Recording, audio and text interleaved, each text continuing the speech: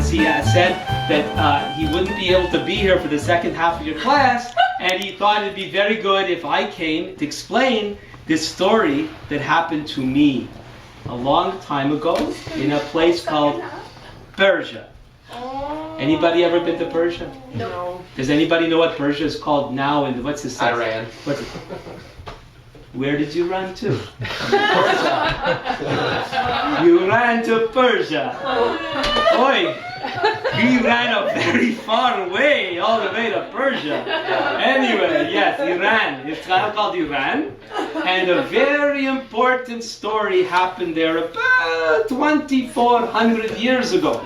I should know because I was there. Oh, this is interesting. How'd they make a scroll look like this? And why is there this extra minute? Yes. Jinsu dives. I'm glad Alvin left his notes for me here, just in case I need to, because I've been gone for a very long time. Anyway, so this story, it takes, you maybe you've read it before, it's in the scriptures, the Hebrew Bible, yeah, this is just called, yes. What do you call it, that older testament? I don't like that. Anyway, so this takes place around the time when my people were first allowed to return from Persia to go back to the land of Israel to rebuild the temple. But most of the people were still living outside the land, and many were living in the land of Persia. Well, this story takes place during the time, the reign of King Ahasuerus. Ahasuerus, you might call him some people call him Xerxes. Xerxes with an X. I don't get it. But anyway, so this King Ahasuerus was having a big party. You're not going to believe this. It lasted 6 months. If you don't believe me, read it in the Bible. It's there. So they were having a good time. I don't know what they were doing. 6 months party. Oi, these kings, I just don't get it. But anyway, they celebrated and celebrated and celebrated. And eventually, King Ahasuerus called for his queen. Queen, if I say queen, am I supposed to say Vashti? No. Queen, Yeah. it's Vashti. I'm making a joke. Because I'm saying queen instead of queen, and her name was Vashti, so maybe I should say Vashti, but forget that. Yeah, erase it from the tape. Now, please, it's a very serious story. It's a heartbreaking. Bring out the violins. I love this story. So they called for Queen Vashti. You got a problem? You in the back? No. I know you're supposed to be. Sorry. Mordecai. Did I not? I forgot to say my name. Boy, you all knew who I was. I'm Mordecai. You can, but you can call me Morty. Just don't. Some people they say this thing. I hear it. It goes Mordecai. Yuck. Sounds terrible. I don't even know where they get that pronunciation. It's either Mordecai or you can call me Morty because I think we're friends. Anyway, so the king called for his queen, Queen Vashti, to come to show off her beauty. And do you know what happened?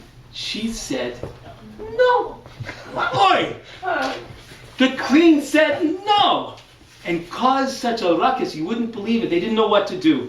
It was probably the first time ever a woman like that said, no!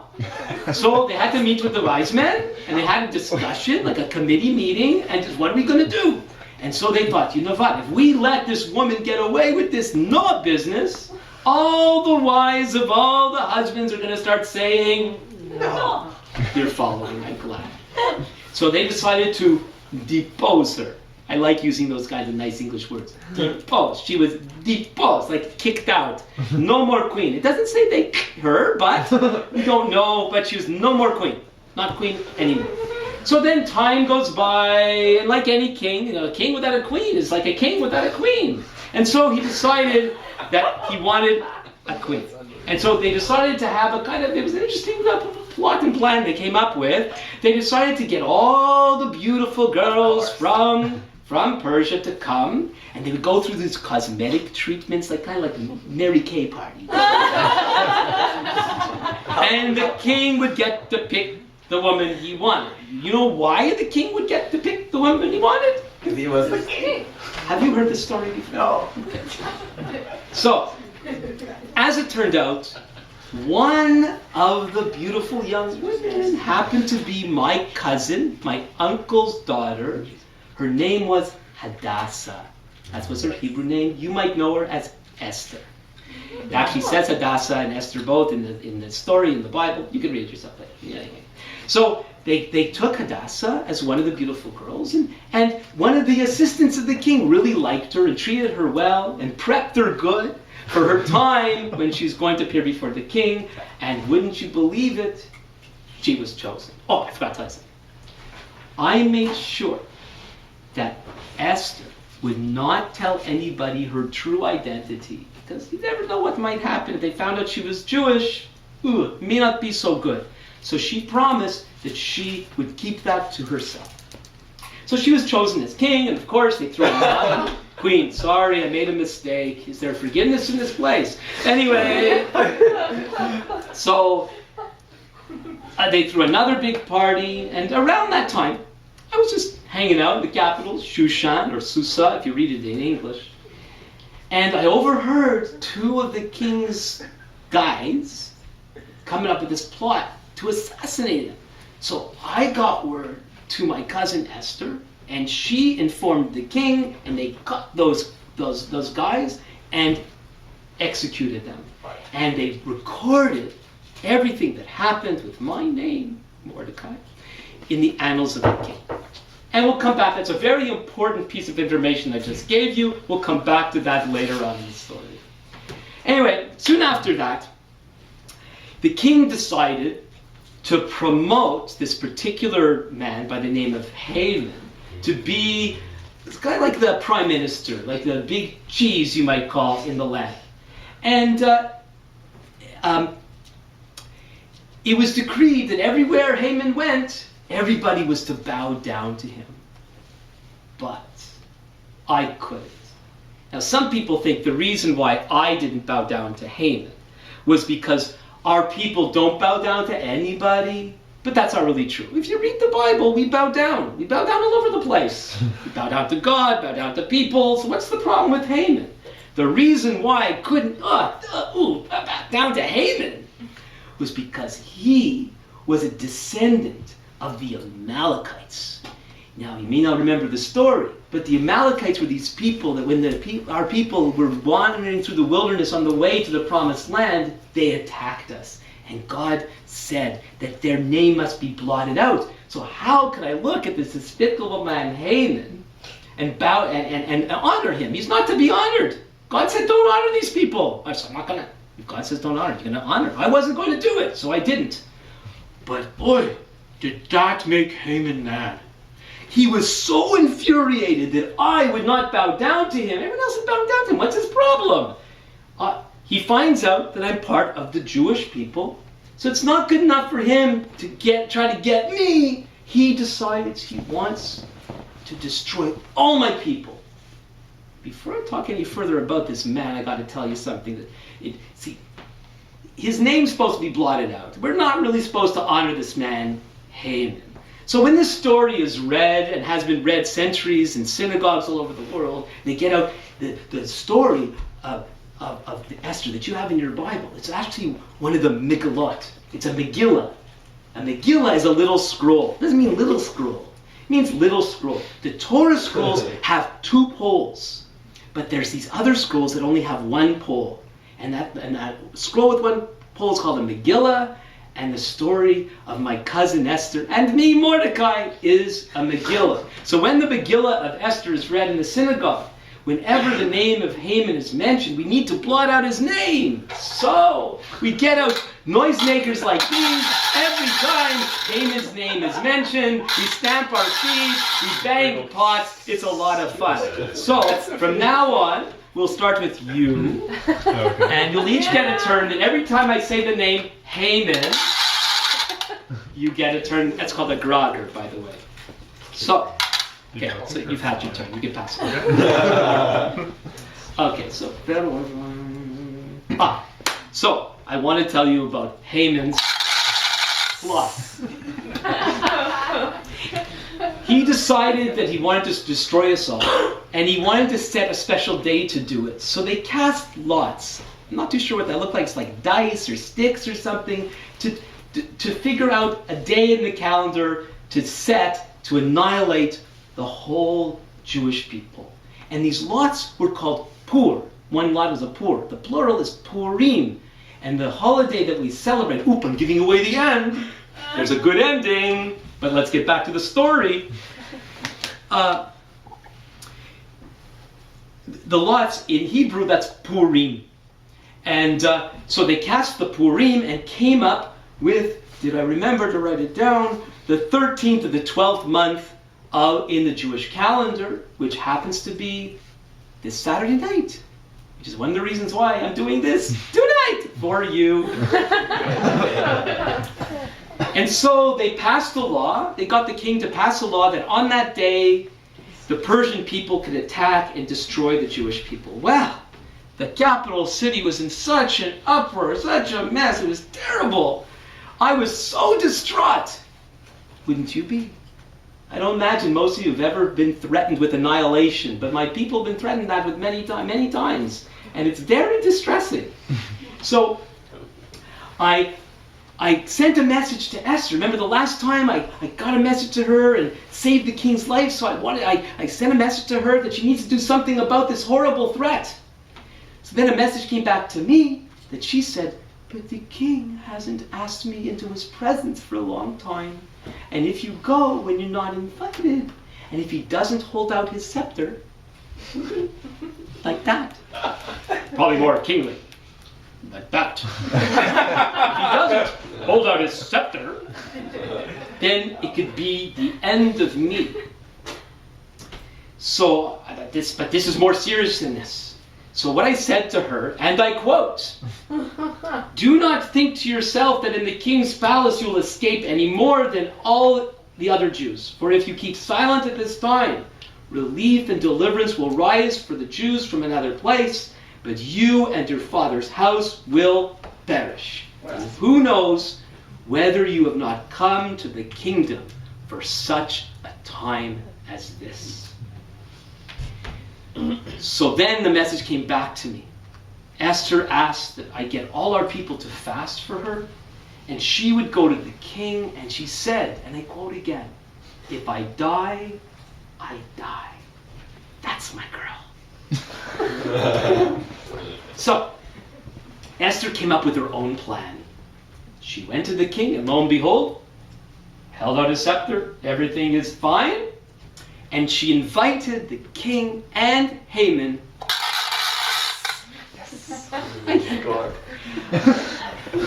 She invited the king and Haman. Oh, it's not me they're blotting up, right? It's that Haman. Anyway. She invited the two of them, and only them, to this banquet. Banquet, that's all they do is eat. It sounds like some people I know in this room. But anyway, not that I know you, because I've just met you tonight, but never mind. So, where am I? I get lost, I tell the story. So she invites them to this banquet, and so at the banquet the king says to Esther, what would you like? Up to half my kingdom I will give it to you. I don't understand why these kings offer half their kingdom. They really mean it. Yeah, I'll take half. A third is fine. I don't think they mean that. I think it's an expression. I really think so. So anyway, what do you want, Esther? And she says, what I want is come back tomorrow for another banquet. Oh, she's so smart, that Esther. I don't know where she gets these ideas.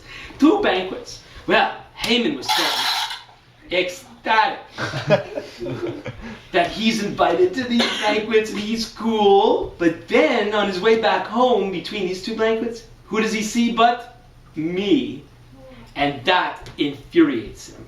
So he goes home and he is fit to be tied, and his wife and friends come up with this great idea. How about building a gallows 50 feet high and hang that despicable Mordecai? I think that's a good idea. Well, in the meantime, the king is trying to sleep. Haman is going to come and present his gallows idea to the king. The king's trying to sleep, can't sleep, and so what does he ask for? He asked, would someone come and read me my annals? Wouldn't you love to have annals to be read to you? Read me my annals. I want to hear about me. So they're reading the story of the annals. You were a cute baby, king. I don't know what's in there. He never let me see the annals. But it gets to the part, remember the story where I saved the king's life? They get to that part. And the king says, did we ever honor this Mordecai fellow? No, king, we never did. We got to honor him. The king thought, is there anybody in my court? Well, Haman was coming to talk about the gallows. He said, Haman's here, Your Majesty. So in he walks, and the king says, tell me. Tell me, Haman. Go! Amen! Come on! So tell me,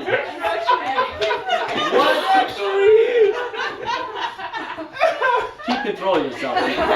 Tell me, what should the king do for the person he wants to honor?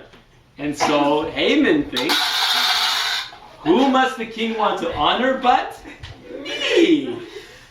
You might think this is just a story, but I've met people like this. Oh yeah, I did. His name was Haman. So, and if you go around again. So, he said, who must the king want to honor but me? I'll tell you what, king, here's my idea. Why don't you let your royal robes be brought, which the king has worn, I'm quoting again, and the horse that the king has ridden, and on whose head a royal crown is set. And let the robes and the horse be handed over to one of the king's most noble officials. Let them dress the man whom the king delights to honor, and let them lead him on the horse through the square of the city, proclaiming before him, thus shall it be done to the man whom the king delights to know. And the king loved the idea, and he's told Haman to do it for me. Hold on. Well, Haman, was he ever dejected? When he did it, of course, because the king said so, and he went home very, very depressed. But when he told his wife what happened, now this is the same woman who suggested the gallows, all of a sudden she's got divine insight. She goes, and I quote again, if Mordecai, before whom you've begun to fall, is of the Jewish people, you will not overcome him, but will surely fall before him. Why she didn't think of that before, I don't know. Anyway, there's no time to think about this because the king's assistants came to take Haman to the second banquet. And it was at that banquet. The king asked again, what do you want, Esther? And she said, I am in distress. I am in big trouble. They're after us. They want to kill us. Thinking, who? That wicked Haman. It's his fault. He wants to annihilate us. And so then, Haman, taken away, and you never guess how they executed him. On the gallows that he himself devised. Now, you might think that the story then goes, and they lived. Sorry, that guy we've been talking about, he's gone now. You might think, Haman, that now the story goes and they lived happily ever after. But no. Where are we living? Persia. Persia, when they make laws, they can't revoke the law. What's done is done. End of story. Great, thanks a lot, king. But they can make another law.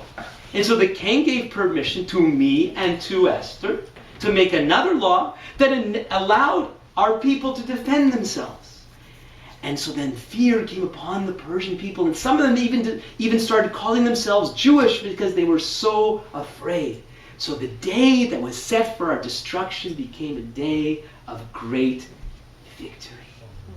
And we commemorate the days of Purim with celebration, with giving of food and gifts to each other and to the poor. We put on plays. They're called Purim Spiele. Purim plays. That's a whole spiel. That's from this story, Esther, the spiel. I'm doing a spiel. No, I'm not. I'm really Mordecai. So I thought it was fitting to do this for you today. But there's a couple of things that I want to leave you with. Some lessons. One of the things that's very unusual about the book of Esther is it's the only book in the Bible that has no mention of God. The word God, Lord, or any direct mention of God is nowhere to be found anywhere in the book. In fact, when Esther asks our people to fast for her, you would think she'd be asking us to fast and pray. But it just says fast. No mention of praying. Well, I believe that one of the lessons there for us is that even when God seems to be nowhere to be found, he seems to be completely silent. We need to remember that he's still with us and that he's still helping us. And there's few stories in the whole Bible that has so clearly the hand of God at work in our affairs, even though he's not explicitly stated. The other thing to remember, there might be something that Alvin said earlier tonight. Esther had to come to that place where she understood why she was in the position she was in. And in order for her to do what God, even though he's not mentioned explicitly in the book, the thing that she needed to do